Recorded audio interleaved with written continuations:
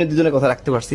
তো অনলাইন থেকে আপনার মতো অনেকে আসলে চিন্তায় পড়ে যায়, আসলে অনলাইনে অনেক প্রতারকদের ভরে গেছে, অনেকে বিশ্বাস করতে চায় না। তো তাদের উদ্দেশ্যে আপনি যদি কিছু বলতেন যে অনলাইনে যে মানে আমার সাথে তারা কাজ করতে পারে কিনা ইন ফিউচারে।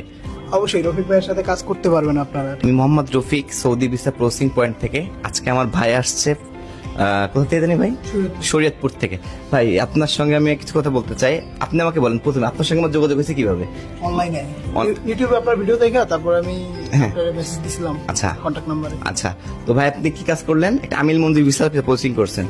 তো ভাই আপনি কি কথা কাজে মিল পাইছেন, বা আপনি মানে বলেন আপনার অভিজ্ঞতাটা বলেন, কাজ করার যে মানে কাজ করে কেমন লাগছে আপনার? আমার অভিজ্ঞতা তো আলহামদুলিল্লাহ সবকিছু ঠিকঠাক। হ্যাঁ, মানে কাজ ঠিকভাবে বুঝে পাইছেন? হ্যাঁ, আমি ম্যান পাওয়ার, ভিসা স্ট্যাম্পিং সবকিছু কমপ্লিট? সব কমপ্লিট। আল্লাহর রহমতে কাজ করে আপনার কেমন লাগছে সেটা খালি একটু শর্টকাটে বলেন, অসুবিধা নেই।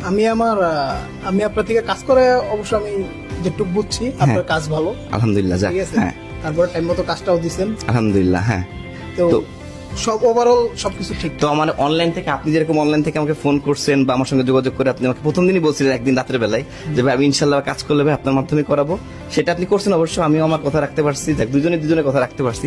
তো অনলাইন থেকে আপনার মতো অনেকে আসলে চিন্তায় পড়ে যায়, আসলে অনলাইনে অনেক প্রতারকদের ভরে গেছে, অনেকে বিশ্বাস করতে চায় না। তো তাদের উদ্দেশ্যে আপনি যদি কিছু বলতেন যে অনলাইনে যে মানে আমার সাথে তারা কাজ করতে পারে কিনা ইন ফিউচারে।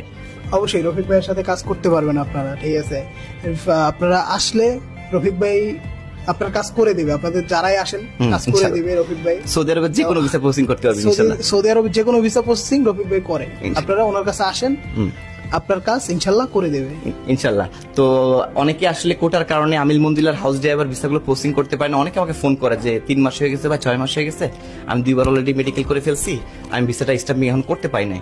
তো তাদের উদ্দেশ্যে একটা কথাই বলবো যে আপনারা সঠিক জায়গায় এবং সঠিক গাইডলাইন নিয়ে কাজ করবেন, তাহলে অসুবিধা হবে না।